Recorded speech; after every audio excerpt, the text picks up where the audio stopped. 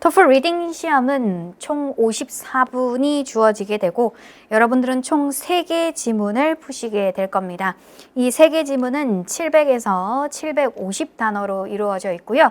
여러분들이 A4지 한 장을 펼쳤을 때 거기 꽉 채우는 정도의 수준의 글이라고 생각을 하시면 돼요. 글의 수준은 대학교 1학년 교양 과목 수준이라고 생각을 하시면 되고요. biology, 생물 지문이라든지 또는 history, 역사 지문이라든지 또는 earth science, 지구 과학 지문이 출제가 됩니다. biology가 거의 34%, history가 30%, earth science가 13% 정도 출제가 됩니다.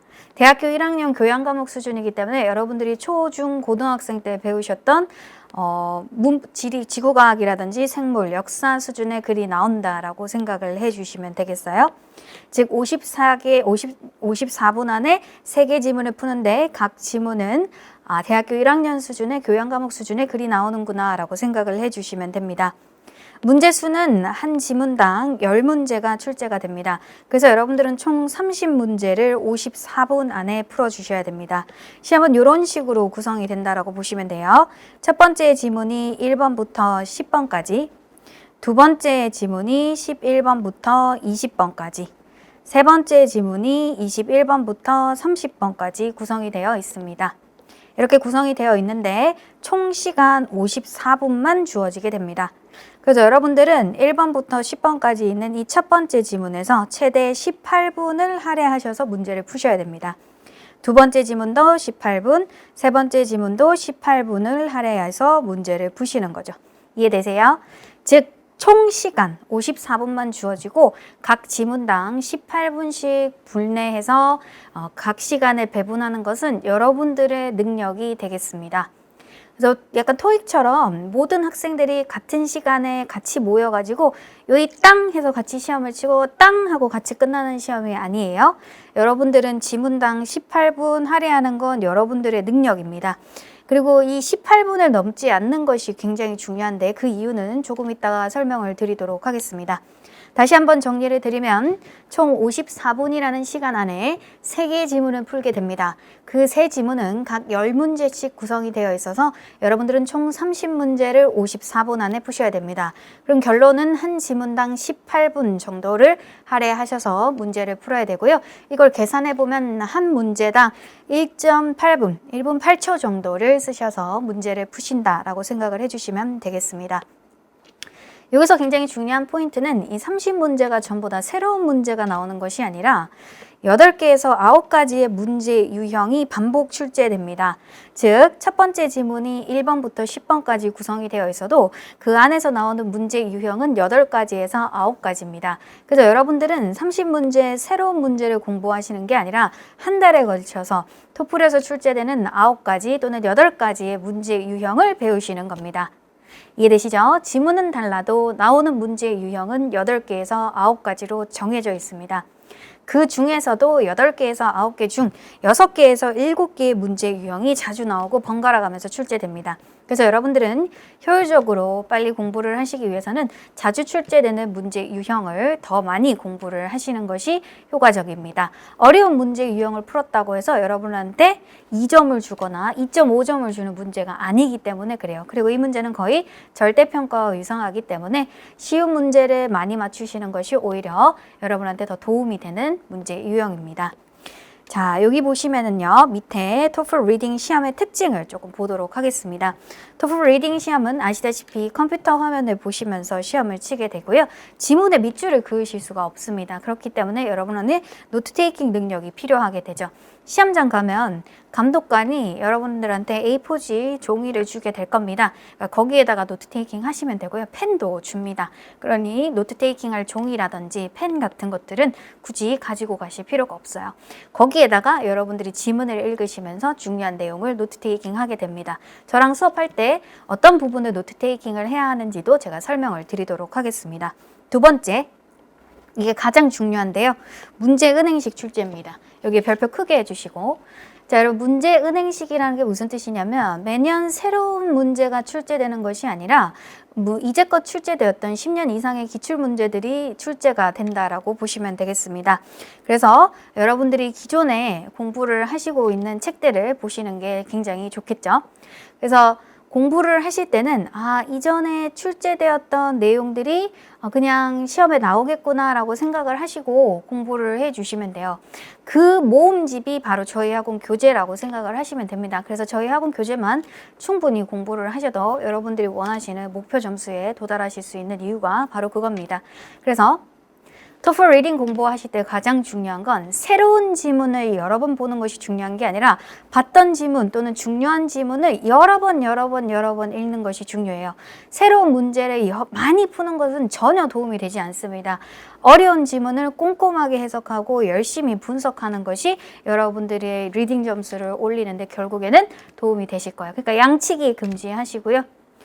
주어진 자료 안에서 열심히 복습하고 여러 번 보고 꼼꼼하게 공부하시는 습관을 들이시면 되겠습니다. 리딩은 또 글로서리 기능이 있어서 여러분들에게 어려운 단어에 대해서 제공을 해주게 됩니다. 그래서 여러분들한테 완전한 전문 용어가 나오면 그 뜻도 볼 수 있으니까 걱정하실 필요가 없고요. 리딩에서 가장 큰 기능은 리뷰 기능입니다. 별표 크게 해주시고. 다른 영역에는 없던 기능입니다. 리뷰 기능은 여러분들이 지금 1번 문제를 풀고 있다가 너무 어려우면은 두 번째 지문인 11번 문제로 넘어가실 수가 있어요. 그러니까 여러분들은 제한 시간 54분 안에 1번 문제부터 30번 문제까지 왔다 갔다 하실 수가 있어요. 그렇기 때문에 여러분들이 한 지문에 너무 많은 시간을 할애해 버리시면은 뒤에 지문에 풀 수 있는 시간이 줄어들기 때문에 상대적으로 압박감을 느껴서 맞출 수 있는 문제도 틀려버리죠. 이해되시죠, 여러분? 그래서 최대 18분 안에 풀어주시고 다 풀고 돌아오셔서 다시 문제를 보시면 돼요. 남는 시간에는 리뷰 버튼을 눌러서 문제에 돌아와서 풀 수 있기 때문에 한 지문에 너무 많은 시간을 할애하지 않는다라는 그 이유는 여기에 나오기 때문입니다. 리딩은 뭐가 있다? 리뷰 기능이 있다. 그래서 앞에 문제로 다시 돌아갈 수 있다라는 걸 꼭 기억을 해 주시길 바랍니다. 자, 그리고 굉장히 중요한 것은 토플 리딩 시험은 같은 시험지를 치는 것이 아니며 동시 시작도 아닙니다. 그래서 여러분들이 시험장 가셨을 때요, 10시부터 시험을 시작하게 되는데 9시 30분쯤 일찍 가셔서 자리에 먼저 배치를 받으셔서 앉으신 다음에 시험을 시작하게 됩니다. 여기 앉으신 분들이 A세트의 시험을 치고 그 옆 사람은 C세트의 시험을 칠 수 있기 때문에 A세트 시험과 C세트 시험은 서로 다른 시험으로 구성이 됩니다. 그래서 같은 공간에서만 시험 친다는 것이지 서로 다른 시험지를 풀 수 있다는 거 꼭 기억을 해 주셔야 되겠습니다. 그리고 한 가지 더 굉장히 중요한 게 남았는데요. 잠깐 올라와 보세요. 여기 지금 더미란 이렇게 되어 있습니다. 더미. 자, 여러분 제가 몇 개 지문이 나온다고 했죠? 네, 3개 지문이 출제가 됩니다. 근데 시험장 가셨을 때요, 지문이 4개가 나올 때도 있습니다. 지문이 4개가 나오고 여러분들은 마음 문제를 푸셔야 되겠죠. 그렇게 되면은 시간이 72분이 주어지게 됩니다. 그래서 시험장 가셨을 때 제일 중요한 건 여러분들이 리딩에 주어진 시간이 얼마인지를 파악을 하셔야 돼요. 나에게 72분이 주어졌구나. 그러면 나는 리딩에서 더미가 걸렸구나 라고 생각을 하시면 돼요. 더미는 뭐냐면요. 여러분들이 지문 4개를 풀었는데 4개 중에 하나는 채점이 되지 않아요. 그것을 우리가 더미라고 부르게 됩니다. 그러면 더미를 출제하는 목적은 뭐냐면요. ETS가 새로운 문제를 만들어냈을 때 그 문제의 정당성과 효과성을 보기 위해서 여러분들을 실험용으로 쓴다라고 생각을 해주시면 돼요. 2010년 이전에는 한국에서는 토플 리딩에서 더미가 안 나와서 한국에서는 더미가 안 나온다라고 했는데 2010년 이후로는 토플 리딩에서 더미가 꾸준하게 출제가 되고 있습니다. 저희 학생들 중에서 10명이 시험을 치러 가면 거의 한 4명 정도가 리딩에서 더미가 걸린다고 보시면 돼요. 그래서 더미가 난 안 걸리겠지라고 공부하시기보다는 평소 습관을 72분 안에 4개 지문 푸는 것을 연습하시는 걸 추천드립니다. 선생님 그러면 4개 지문 중에서 어떤 게 더미인지 알 수 있을까요? 라고 여쭤보시는 분들도 계시는데요. 자, 잘 생각해 보세요, 여러분. 4개 지문 중에서 내가 만약에 하나가 더미가 뭔 줄 알게 된다면 그분은 72분 안에 3개 지문을 풀면 되겠죠. 그럼 불공정한 시험이 되기 때문에 절대로 ETS는 그런 식으로 시험을 출제하지 않습니다. 그래서 4개 지문 중에서 어떤 것이 더미인지는 절대로 학습자가 알 수가 없어요. 그래서 그냥 72분이 주어지면 4개 지문을 18분씩 할애해서 다 풀어주시는 것이 좋습니다. 다만 중요한 거는 첫 번 한 지문에 너무 많은 시간을 할애하지 말라는 것도 여기서 또 일맥상통하는 거죠. 한 지문에 너무 많은 시간을 할애했는데 이게 더미가 될 수도 있으니까 최대 시간은 18분입니다. 그래서 18분 해주시고 연습을 하실 때는 17분 안에 들어오는 것이 가장 좋겠죠. 이게 전반적으로 토플 리딩 구성에 대해서 설명을 드렸고 특징에 대해서 설명을 드렸습니다. 요약을 해드리자면은 54분 안에 3개 지문을 풀게 되는데 각 지문은 10문제씩으로 구성이 되어 있어서 30문제를 54분 안에 풀게 된다. 그러나 토플 리딩 같은 경우에는 리뷰 버튼이 있어서 왔다 갔다 할 수 있기 때문에 너무 한 지문에 많은 시간을 할애하지 않는다. 이 점 꼭 기억을 해주시고요. 문제 은행식으로 출제가 되기 때문에 이전에 나왔던 문제들을 많이 풀어보는 것이 도움이 된다. 많이 풀어보는 것 중에서도 중요한 거, history, biology, earth science 위주로 공부를 한다. 나올 단어만 외운다. 이런 식으로 정리를 해주시면 될 것 같습니다. 자, 그러면은 뒷장으로 넘어오셔서 토플 리딩의 8가지 문제 유형을 개괄적으로 살펴보도록 하겠습니다. 첫 번째 보시면은 토플 리딩의 문제 유형에 vocabulary가 있습니다. 여러분 요거 별표 크게 해주세요. 자, vocabulary 문제 유형은 뭐냐면요. 여러분 한 지문당 몇 개씩 출제가 되고 있죠? 하나 또는 2개까지 출제가 되고 있습니다. 이 문제는 단순해요. 여러분한테 어떤 단어를 주고요. 그 단어의 사전적 동의어를 찾는 문제입니다. 그러니까 여러분들은 사전적 동의어를 많이 외워 가셔서 그냥 기계처럼 답을 고르시는 것이 이 시험의 골자예요. 그래서 뭐 문맥에 맞는 단어를 고르는 게 전혀 아니기 때문에 저희 학원에서 나오고 있는 초록색깔 복화책 있죠? 그 책을 외워주셔서 시험장 가셔서 기계처럼 답을 고르시는 문제입니다. 한 지문당 2개까지 출제가 돼요. 그럼 여러분 30문제 중에서 6문제가 단어 문제예요. 버릴 수 있겠습니까? 절대 버리면 안 되겠죠? 여러분들 23점 이상 또는 25점 목표로 하시는 분들은 첫 번째 vocabulary는 무조건 맞춰주셔야 됩니다. 그래서 제가 수업 때 항상 단어를 좀 잡아드리고 수업이 진행이 될 거예요. 두 번째 문제 유형입니다. Fact and Negative Fact. 오늘 들어가게 될 문제 유형인데요. 사실정보 확인 문제입니다. 지문의 세부 정보를 찾아서 지문의 내용과 일치하는지 불일치하는지를 선택하는 내용입니다. 이거 그냥 여러분 독해 능력 물어보는 거예요. 지문의 내용이 맞는지 틀렸는지를 물어보기 때문에 여러분들이 그냥 중고등학생 때 하셨던 독해 능력 그대로 쓰시는 문제예요. 근데 이게 몇 개씩 나와요? 한 지문당 2개에서 여러분 6개는 아니고 5개까지 출제가 돼요. 엄청 많이 출제가 됩니다. 그래서 여러분들이 일단 기본적으로 20점이 넘으시려면 첫 번째 문제 유형과 두 번째 문제 유형은 다 맞춰주셔야 돼요. 일단 그게 기본 골자가 되고 나머지 문제 유형을 맞춰주셔야 25점 또는 28점 만점까지 나올 수 있는 거죠. 이 2가지가 가장 중요한 문제 유형 중에 하나라고 생각을 해주시면 됩니다. 그래서 첫 2주는 단어와 독해 능력 향상에 시간을 할애해 주셔야 되고요. 독해 능력 향상이 되면 이제 속독을 할 수 있는 능력을 길러주시는 것이 굉장히 중요합니다. 그래서 첫 2주에는 기본적인 독해 능력을 향상시키는데 올인을 해 주셔야 됩니다. 그 다음에 세 번째는 reference, 지시어 문제. 많이 안 나와요. 이것도 제가 문제 푸는 방식만 간단하게 알려드릴 거고 얘는 30문제 중에서 거의 0문제 정도 출제된다라고 보시면 돼요. 두 번째, 마지막 네 번째로 카테고리 차트 문제는요. 요것도 거의 출제가 안 돼요. 뭐 한 문제 정도 출제되거나 많아야 한 문제이기 때문에 얘도 문제 푸는 방식만 설명을 해드릴 겁니다. 자, 이제 조금 어려운 문제 유형이 sentence simplification. 주어진 문장에서 핵심 정보를 잘 바꾸어서 쓴 문장을 고르는 문제입니다. 한 지문당 0에서 1개 정도 출제가 되고요. 최대 3개, 작게는 2개, 하나까지 출제가 되는 문제고요. 이건 여러분들에게 독해력 플러스 논리력을 물어보는 문제입니다. 자, 여기서부터는 이제 조금 변별력을 묻는 문제라고 생각을 해주시면 되겠어요. 다음은 rhetorical purpose라고 해서 수사학적 의도 문제입니다. 몇 문제 출제된다고 되어 있죠, 여러분? 한 지문당 하나에서 많게는 2개, 3개까지 출제가 되는데요. 이 문제 유형도 굉장히 어려운 문제 유형 중에 하나입니다. 자, 그 다음에 보시면은 inference, 추론, 추론이 토플에서 제일 어려운데요. 이거는 본문에 언급되어 있지 않은 숨겨져 있는 정보를 찾는 문제입니다. 그렇다고 해서 여러분들이 추론을 하실 때 완전 터무니없는 내용을 여러분한테 추론하라라는 문제는 출제되지 않으니까 걱정하실 것 없고요. 일단 토플에서 제일 어렵다라고 생각하는 이 추론 문제도 사실은 독해력, 팩트 문제에서 파생된 문제이기 때문에 기본적으로 독해 능력을 향상시키는 것이 굉장히 중요합니다. 그래서 여러분들은 추론 문제를 풀기 위해서라도 첫 두 주에 단어와 독해 능력을 향상시키는 것이 굉장히 중요합니다. 마지막으로 insertion. 네, insertion은 문장 삽입이에요. 우리가 고등학생 때 공부했던 똑같은 내용이고요. 마지막으로 전체 지문을 요약하는 summary 문제로 구성이 되어 있습니다. 자, 그러면 9가지 문제 유형이지만 세 번째하고 네 번째가 거의 출제가 되지 않으니까 여러분들이 실제로 공부하셔야 되는 문제 유형은 7가지라고 보시면 되고, 단어는 그냥 외우는 거니까 빼버리면은 6가지 문제 유형을 공부한다라고 생각을 해 주시면 되겠습니다. 자, 뒷장으로 오시면요. 이제 마무리를 할게요. 토플 리딩의 목표 달성을 위한 체계적인 방법입니다. 가장 중요한 건 여러분들 어휘력 증진.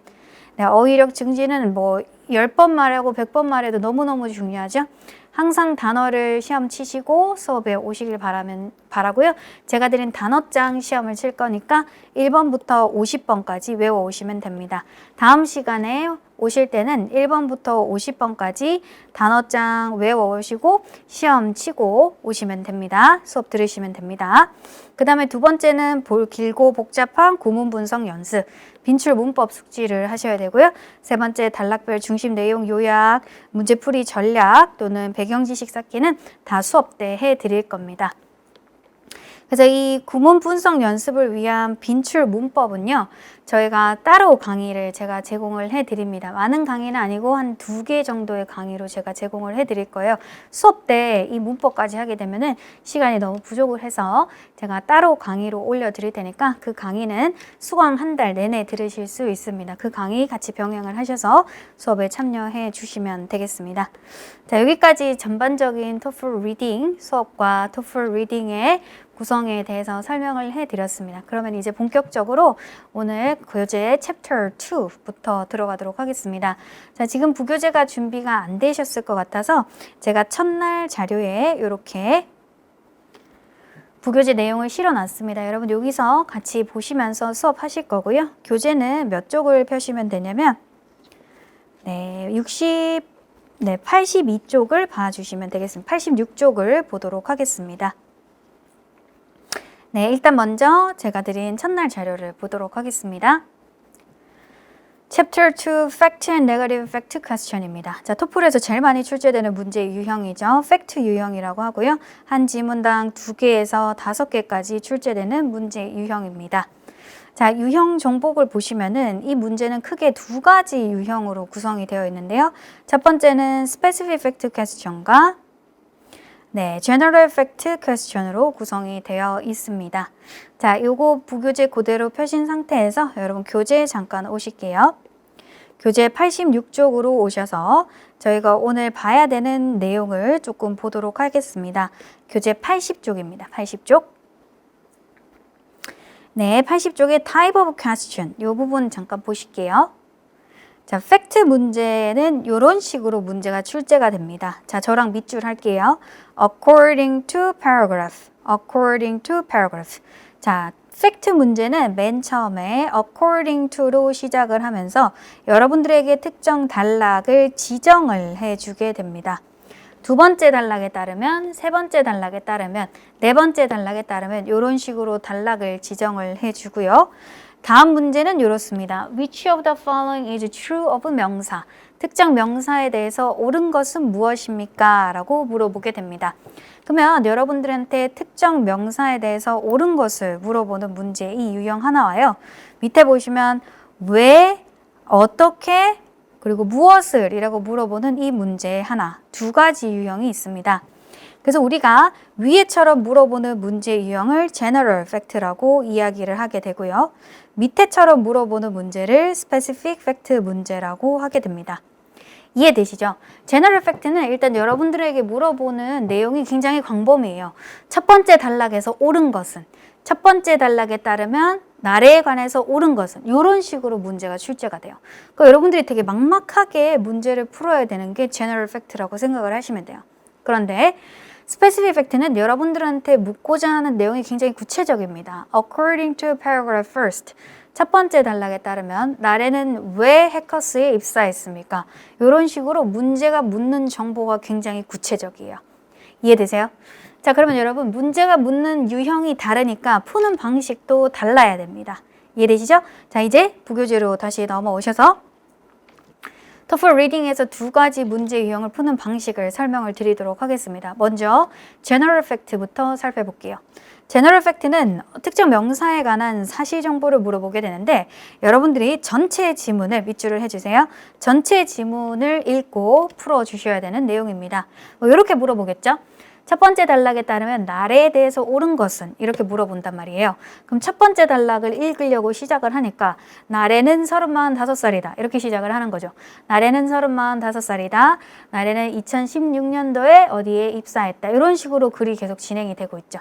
그럼 여러분들은 나래에 대한 1단락을 전부 다 읽으시고 선택지와 비교해서 답안을 골라주시는 것이 메인이 됩니다. 그래서 특정 명사에 대한 사실 정보를 물어보게 되죠. 그래서 전체 지문을 굉장히 꼼꼼하게 독해를 하셔야 됩니다. 꼼꼼이라고 좀 적어주세요. 꼼꼼하게 다 읽으시고 선택지를 보시는 능력이 필요합니다. 시간이 좀 오래 걸리겠죠. 그러니까 여기서 여러분들이 빠르게 전체 지문을 읽으시면서 그런데 꼼꼼하게 읽으면서 선택지에서 답을 고르시는 능력을 요구하는 겁니다. 자, 이게 가장 기본 골자예요. 그러니까 여러분들이 독해 첫 번째 지문을 다 읽고 선택지를 보면서 답을 매치하시는 게 이 문제의 기본 골자인데 자, 그렇게 풀면 시간이 너무 오래 걸린단 말이죠. 그래서 어떻게 문제를 접근하는 것도 좋냐면 일단 먼저 선택지부터 보시는 것을 추천드립니다. 선택지를 먼저 읽으신 다음에 그 선택지의 공통점을 찾아보시면 돼요. 공통점이라는 것은 어디에서 나오게 되냐면은 동사에서 나오게 됩니다. 그래서 저랑 지금 그 문제를 연습을 한번 해보러 가볼게요. 여러분 교재에 오셔서 교재 몇 쪽을 보시냐면은 95쪽을 보시겠습니다. 네, 95쪽의 16번 문제의 1번 문제입니다. 자, 이렇게 돼 있죠? According to the passage, which of the following is true of experiment? 실험에 대해서 옳은 것은 이라고 되어 있습니다. 네, 실험에 대해서 옳은데 carried out by Danny Stock. Danny Stock이라는 사람에 의해서 수행된 실험에 대해서 옳은 것은. 그러니까 이 문제는 실험에 대해서 옳은 것은 이라고 보셔도 돼요. 그래서 여러분들이 이 문제만 보고 제너럴인가 스페시픽인가 잘 모르겠는데 라고 생각하고 본문을 바로 읽어 주셔도 돼요. 본문을 보니까 여기 지금 Danny Stock이 나오고 이 사람이 experiment를 했다라는 내용이 나오죠. 두 번째 단락 첫 줄부터 나오고 있기 때문에 이거 다 읽으라라는 내용입니다. 언제 다 읽고 있겠어요? 그죠? 시간 없죠? 그래서 General Fact라는 것을 확인을 하시고 난 다음에는 선택지를 먼저 보겠습니다.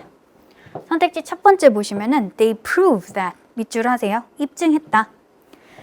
선택지 B They reveal that 드러냈다. 선택지 C 보여줬다. 선택지 D, demonstrate, 입증했다. 아, 보니까 증명하고 드러내고 보여주고 입증하고 이런 뜻이니까 어떤 실험의 목적을 물어보는 거겠어요? 결과 정보를 물어보는 거겠어요? 그렇죠. 얘는 실험의 결과를 물어보는 문제구나 라는 걸 빠르게 파악을 하시고 두 번째 단락에 앞부분에 답이 있겠습니까? 뒷부분에 답이 있겠습니까? 그렇죠. 뒷부분에 나올 확률이 높아요. 실험의 목적을 앞에 이야기해주고 뒷부분에 결과가 나오겠죠? 보시면은 His experiment successfully showed that 이런 데서 아마 답안이 나올 확률이 높은 거죠. 여러분 보세요. 제가 푸는 방식을 설명드렸죠. 그렇다고 이 부분만 읽는 게 아니라 처음부터 읽어 내려가시긴 해야 돼요. 그러나 답안은 여기서부터 끝부분부터 나오겠다라는 걸 빠르게 간파를 하고 이 부분은 속독, 이 부분 정독 이렇게 되는 거죠. 시간 단축하는 방법 아시겠습니까? 네, 제너럴 팩트는 전체 지문을 읽어야 되기 때문에 시간이 많이 걸리니까 선택지를 먼저 보는데 그 선택지의 동사를 보고 어떤 정보를 찾아야 되는지를 파악을 한다. 이런 내용으로 정리를 해주시면 되겠습니다. 다시 부교재로 오셔서 이제는 스페시픽 팩트를 한번 풀어볼게요. 사실 시험에는 제너럴 팩트보다는 스페시픽 팩트가 조금 더 많이 나오는 경향이 있습니다. 스페시픽 팩트는 여러분들한테 물어보는 정보가 굉장히 구체적이에요. 나래는 왜 해커스에 입사했습니까? 나래는 어떻게 해커스에 입사했습니까? 나래가 해커스에 끼친 영향력이 무엇입니까? 이런 식으로 문제가 여러분한테 요구하는 정보가 굉장히 구체적이에요. 그러면 여러분들은 이 문제를 푸실 때 어떻게 접근을 해야 되냐면 아까 제너럴 팩트처럼 지문 전체를 전부 다 읽어 내려가시는 게 아니라 먼저 문제에서 키워드를 잡으셔야 됩니다. 어디에서요? 네, 문제에서 키워드를 잡고요. 그 키워드가 있는 부분을 본문에서 빠르게 찾아 패러프레이즈 되어 있는 선택지를 고르셔야 됩니다. 이게 가장 중요해요. 키워드 찾기. 토플 리딩에서 문제 유형을 분석하시는 것이 굉장히 중요합니다. 왜냐하면 문제 유형마다 문제 푸는 방식이 다르거든요. 그래서 문제 먼저 읽고 지문을 읽으실 거예요. 자, 문제를 읽었는데 스페시픽 팩트다. 그러면은 문제가 요구하는 중요 정보를 찾고 그 중요 정보가 있는 부분만 읽어서 답을 골라야 되겠구나 라고 생각을 해 주시면 되겠습니다. 그래서 스페시픽 팩트는 주로 여러분한테 물어보는 문제가 굉장히 구체적이기 때문에 여러분들에게 속독 능력을 좀 필요로 하고요. 그리고 정독 능력도 같이 요구하는 문제 유형이다라고 보시면 되겠습니다. 자, 여기서 굉장히 중요한 포인트는 패러프레이즈 된 선택지를 고르는 겁니다. 자, 우리 학생들이 굉장히 많이 헷갈려 하시는 게 본문의 내용을 그대로 옮겨 적은 선택지를 고르신다는 거예요. 아니에요.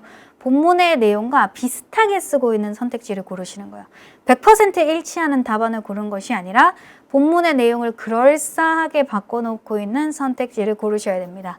자, 만약에 본문에 해수면의 수위가 떨어졌습니다 라고 되어 있으면 선택지는 어떻게 될 가능성이 높냐면 해수면의 수위가 바뀌었습니다 라고 패러프레이즈 된다는 거죠. 그러니까 줄어들었습니다 라는 내용으로 패러프레이즈 되는 것이 아니라 바뀌었습니다 라는 표현으로 나온다는 거죠. 그게 패러프레이즈예요. 물론 동의어를 쓰거나 문장의 구조가 바뀌는 것도 있지만 100% 일치하는 답안을 고르시는 게 아니라 비슷하게 써놓고 있는 답안을 고른다는 걸 꼭 기억을 해 주시길 바랍니다. 조금 이따가 문제로 확인을 해보도록 할게요. 자, 내려오셔서 명심할 것. 난이도는 낮으나 많이 틀리는 문제입니다. 정답은 반드시 해당 단락 안에서만 찾으셔야 되고요. 과도한 추론이나 배경 지식은 지양하셔야 합니다. 스페시픽 팩트는 사실 정보 찾는 문제는 답의 근거가 되는 한두 문장 정도를 읽으시면 되고요. 제너럴한 팩트를 찾는 문제는 단락 전체를 답안의 근거로 잡되 중심 내용을 파악하는 것이 중요하게 됩니다. 자, 그래서 저랑 스페시픽 팩트부터 먼저 푸는 방법을 보러 가겠습니다. 스페시픽 팩트는 요구 정보가 매우 구체적, 밑줄 하시고요. 답의 근거가 뚜렷하게 나옵니다. 자, 이게 굉장히 중요한데요. 보통 여러분들한테 물어보는 문제는 why 정보, how 정보, effect, what 정보를 물어보게 됩니다. why 정보는 원인이라고 생각을 해주시면 되고요. how는 방법, 네, effect는 결과. 자, 여러분 토플에서 effect는 효과라고 해석을 하지 마시고요. 결과라고 해석을 해주시는 게 오히려 문제 푸시기 편할 겁니다. what은 무엇이겠죠? 나래가 해커스에서 무엇을 가르칩니까? 이런 식으로 물어보겠다는 거죠. 자, 왜 나래가 해커스에 입사했습니까? 그러면 본문에 because라든지 in order to 이런 부분에서 답이 나온다는 거예요. 또는 how라고 물어봤을 때 나래는 어떻게 해커스에 입사했습니까? 이렇게 물어본다면 답안은 아마 본문에 by ing라든지 way라든지 through 뒤에 나올 확률이 높다는 거죠. 또는 effect, 나래가 해커스에 끼친 영향력은 뭡니까? 라고 물어본다면 본문에 have influence on 또는 result 뒤에 내용이 나올 확률이 높다는 겁니다. 그래서 specific fact는 문제가 요구하는 정보가 굉장히 구체적이며 주로 나에게 why, how, effect 정보를 물어본다 라고 생각을 해주시면 되겠습니다. 뒷장으로 넘어오시면 그래서 토플 리딩에서 스페시픽 팩트 문제 유형을 배워보도록 하겠습니다. 첫 번째 문제 유형은 문장 완성하기입니다. 이게 제일 많이 나오고요.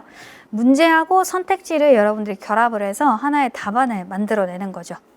According to paragraph 2, camels were important because they 이렇게 돼 있어요. 그죠? 그럼 이거 무조건 스페시픽 팩트 문제거든요. 여러분들이 이렇게 노트 테이킹 해주시고 내가 키워드 잡아야 되겠다. 키워드 한번 잡아볼까요? 키워드는 뭐가 될까요? 네, 그죠? 카멜 잡아주시고 그 다음에 그렇죠. important 잡아주셔야 되겠죠. 카멜은 중요하다.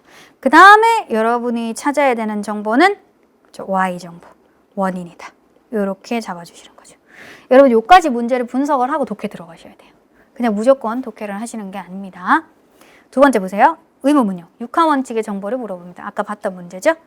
Which of the following allow Teotihuacan to have a comparative edge over its neighbors? 테오티후아칸인들이 그들의 이웃 국가보다 상대적인 우위를 점할 수 있었던 원인에 대해서 물어보고 있습니다. 키워드 뭐 잡으시겠어요? 그렇죠. 테오티후아칸 잡으시고 그렇죠. 상대적인 우위 잡아주시면 되겠습니다. 찾아야 하는 정보는 여러분들이 테오티후아칸인들이 다른 이웃 국가보다 유리했던 원인 정보를 찾으시는 거죠.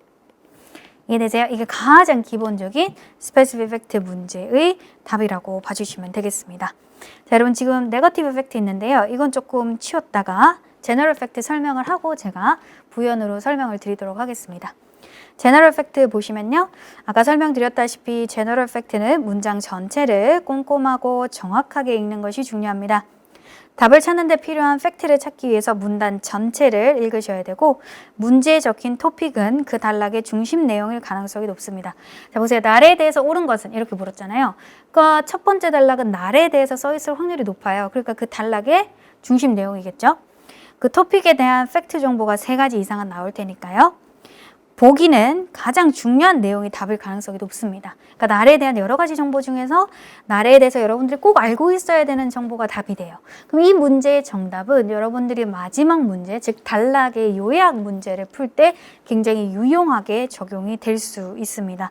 요거는 지금 밑줄만 해놓으시고요. 제가 나중에 서머리 문제 풀이할 때 그 근거를 다시 잡아서 설명을 드리도록 하겠습니다. 뒷장으로 넘어오셔서 유형 3, 이건 어떤 식으로 나오냐면요. 문제에서 정보가 주어지지 않아요. 그래서 여러분들이 문제를 읽고 공통점을 파악한 후에 본문에서 그 부분이 언급된 부분을 찾아 읽고 패러프레이즈 되어 있는 보기를 보시면 됩니다. 이건 제가 아까 문제를 보면서 설명을 드렸으니까 여기까지만 설명을 할게요. 자, 다시 앞으로 좀 넘어오셔서 이제 팩트 문제 2가지 유형은 설명이 끝났고 여러분들한테 네거티브 팩트에 대해서 설명을 좀 드리도록 하겠습니다. 바로 앞장을 넘어오시면은 네거티브 팩트 문제는 이런 식으로 되어 있어요. Which of the following is not mentioned? 언급되지 않은 것은 무엇입니까? As a factor in the growing ratio of people residing in urban area. 도시 지역에 살고 있는 사람들의 인구가 늘어나는 요인이 아닌 것은 하고 물어보고 있죠. 자, 여러분 이 문제는 여러분들한테 정말로 틀린 정보를 고르는 것이 아니라 맞는 정보 뭐요? 맞는 정보를 3가지 찾아서 하나씩 소거해서 푸시는 문제 유형입니다. 자, 잘 생각해 보세요. 자, 도시 지역에 살고 있는 사람들의 인구수가 증가하는 요인이 아닌 것은 이라고 물어봤으면은 그 단락은 지금 어떤 내용을 이야기하고 있을까요? 그렇죠. 도시 지역의 인구가 갑자기 증가하는 요인들에 대해서 설명을 하고 있겠죠. 그러니까 여러분들은 그 단락을 차근차근 읽으시면서 팩트 정보를 하나씩 찾아서 소거법으로 푸셔야 됩니다. 이 소거법으로 푸셔야 여러분들이 오답에 잘 낚이지가 않아요. 그래서 이 문제는 맞는 정보 3가지를 찾아서 하나씩 소거해서 답을 고르시는 문제입니다. 그래서 이 문제를 우리 토플러들은 listed fact 문제라고도 불러요. 사실 정보가 나열되어 있는 문제다. 그래서 얘는 크게 보시면 general fact와 똑같다라고 보시면 됩니다. 그 단락 전체를 읽고 맞는 정보 3가지를 제껴내야 되기 때문에 제너럴 팩트와 일맥상통한다라고 보시면 돼요. 자, 여기까지 스페시픽 팩트와 제너럴 팩트 그리고 네거티브 팩트 문제에 대해서 설명을 드렸습니다. 그러면 이제 우리 본격적으로 교재로 돌아오셔서 문제를 한번 풀어보도록 하겠습니다. 우리 먼저 스페시픽 팩트부터 한번 풀어보도록 할게요. 교재 몇 쪽으로 오시냐면 88쪽에 5번 문제를 풀어보도록 하겠습니다. 자, 여러분들이 일단은 일시 정지해 놓으시고 문제 먼저 풀어보시고 지금 강의를 들어주시길 바래요. 자, 문제 푸셨죠? 봐보도록 하겠습니다. Find the sentence that indicate the sequestering atmospheric carbon generate a favorable economic effect. 자, 여러분 여기 보시면은 이 atmospheric carbon을 sequestrating 하는 것이 무엇을 만들어내냐면 favorable economic impact. 경제에 굉장히 호의적인 결과를 자극해 줍니다. 라는 것을 나타내고 있는 문장을 고르라는 거죠. 그래서 sequestrating이라는 단어가 뭔지는 모르지만 대기 중에 있는 탄소를 뭐 어찌저찌 했을 때 나타날 수 있는 경제적인 이득을 나타내고 있는 문장을 고르시면 돼요. 그러니까 경제적인 이득을 나타내고 있는 문장을 고르시면 된다고요. 이 sequestrating이라는 단어를 알고 계시면 굉장히 좋겠지만 그걸 몰라도 경제적인 효과에 대해서 이야기해주고 있는 선택지를 고르시는 것이 기본 골자라고 생각을 해주시면 되겠습니다. 자, 그러면은 가볼게요. 답을 먼저 이야기를 해드리면은 여기서부터 여기까지가 되겠죠. 자, 센텐스를 고르라고 했기 때문에 문장부터 골라주셔야 되고요. 이 부분 around 707 million in averted carbon cost에서 구체적으로 economic saving까지 나와 있어서 여기 economic impact의 답안으로 들어가게 됩니다. 전통 내용을 좀 보시면요. When the notion that, 자, 여러분 notion 밑줄을 하시고요. 이 notion이라는 단어는 concept이라는 단어 또는 belief라는 명사 또는 idea 이런 것들과 동의어로 출제가 됩니다. When the notion that 식물이 굉장히 중요한 역할을 하게 됩니다. Carbon sequestration에 있어서 굉장히 중요한 역할을 한다라는 개념이 처음 나타나게 되었을 때 environmentalists began to pay close attention to the removal of botanic biomass. 이 botanical biomass, 이 생물에 대해서 제거하는 것에 큰 관심을 가지기 시작했습니다. They urged government to not only but also 이렇게 되는 문장이죠. but also to 부정사.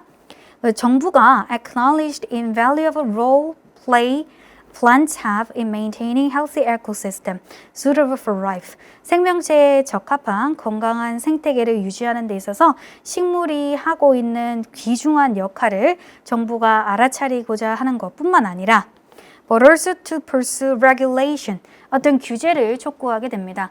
To perpetually protect land covered by vegetation. vegetation으로 덮여져 있는 땅을 지속적으로 보호하고자 하는 규제를 촉구하도록 정부에게 주장을 하게 되는 거죠. 그러나 결국에 과학자들은 깨닫게 됩니다. They had to convince political leader들을 설득해야 한다고. That removing carbon from the atmosphere was economically beneficial. 이게 돈이 된다라는 이야기를 해줘야 설득이 된다는 걸 알게 돼요. 그리고 a Harvard University study used a standard social cost measurement of just over $40 per metric ton for carbon damage. 자, 이 부분 고르신 분 계시는데요. 자, 이 부분은요, 지금 여러분 carbon damage의 수치가 구체적으로 나와 있는 부분이에요. 이 부분은 carbon damage의 수치를 나타내는 거고, 우리가 찾고자 하는 것은 favorable economic impact예요. 경제에 얼마나 도움이 되느냐를 답안으로 골라주셔야 됩니다. 그래서 밑에서 세 번째 줄 보시면은 it determined that, determine 일단 밑줄을 하시고요. The lands governed by National Park Service remove approximately 이만큼의 톤을 제거할 수 있다. 그리고 그것은 amounts to 얼마 정도가 되냐면 annual economic saving 이만큼의 돈이 절약되는 수치이다. 라고 구체적으로 정보가 나와 있다라고 보시면 되겠습니다. 그래서 여기가 답이 되고요. determine이라는 동사는 여러분들이 잘 알고 계시는 decide, 결정하다라는 뜻이 있을 뿐만 아니라 figure out, 그런 것을 알아내다 라는 뜻이 있습니다. 그래서 여러분들은 이 두 가지의 뜻을 다 외워주셔야 됩니다. 여기서는 figure out의 뜻으로 쓰였다는 걸 꼭 기억을 해 주시길 바랍니다. 5번 문제는 specific fact 문제로서 같이 풀어봤고요. 자, 몰랐던 단어 sequestrating이라는 것은 제거하다, 없애다 라는 뜻으로 remove와 동의어로 출제가 됩니다. sequestrating의 동의어가 지금 본문에 remove로 이렇게 쓰여 있는 것까지 같이 확인을 해주시면 되겠습니다. 네, specific fact는 여기까지 한번 풀어보고요. 이제 general fact를 풀 건데요. 8번 문제를 한번 풀어보도록 하겠습니다. 8번 문제 다 풀지 마시고요. 일단 일시 정지해 놓으시고 1번 문제 A만 한번 풀어보도록 하겠습니다. 자, 푸셨죠? A 한번 볼게요. 자, porpoise and other marine mammals are better equipped than humans physiologically to dive to considerable depths in the ocean.